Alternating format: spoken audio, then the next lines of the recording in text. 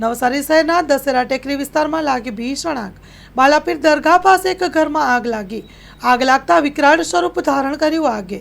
પવનના કારણે આગ પ્રસરતા અન્ય 3 ઘરોને પણ લપેટમાં લીધા।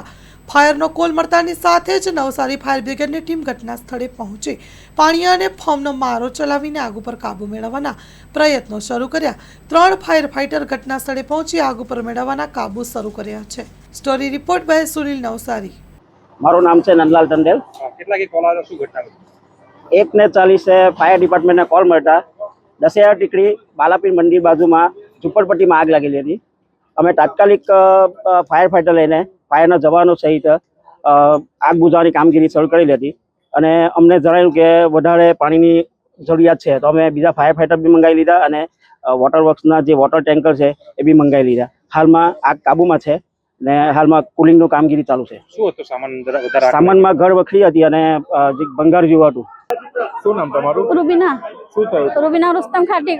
हमें खबर નથી કે કેવી આગ લાગી ગઈ તો અમે તો પહેલી બાજુ હતું અમે તો ત્યાંથી ફોન આવેલો કે અમે આગ લાગી ગઈ। શું હતું ઘરમાં?